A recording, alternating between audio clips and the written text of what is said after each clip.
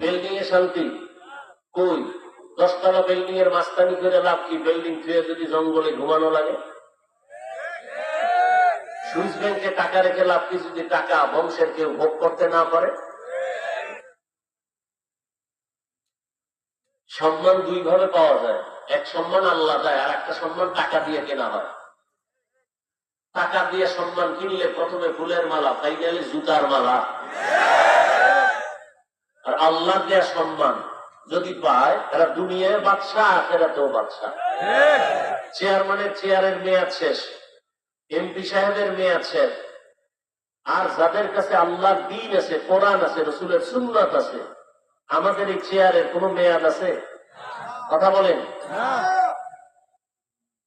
আগেও যেমন ছিলাম এখনো আছি, ভবিষ্যতেও তেমন থাকবে ইনশাআল্লাহ। কোন টেনশন আছে? কোন টেনশন নেই। বিপদ গেছি গিয়া, দেশ ঠান্ডা, ডক্টর ইউনূস সাহেব দেশ চালাইতেছে প্রশংসায় পঞ্চমুখ। তারপরেও হঠাৎ করে শুনতেছি অমুক জায়গায় হুজুরের ওয়াজ বন্ধ করে দিছে,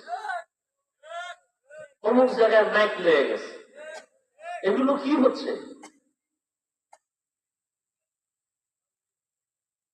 এই জন্য বাঙালি তো সোজা হইতে খুব সময় লাগবে।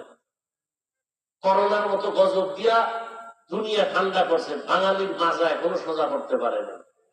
আগের সুদ করে এখনো ধাক্কা দিয়া প্রতিযোগিতার হারে সুদ খায়, আগের ঘুষ করে এখনো ঘুষ খায়, আগের বেনামাজি এখনো বেনামাজি। নামাজ তো পড়েই না, এরপরে বলবে যে আমি ইমান ঠিক আছে। কত কম বক্ত। আল্লাহ সব ভাইকে হেদায়াত দান করুন।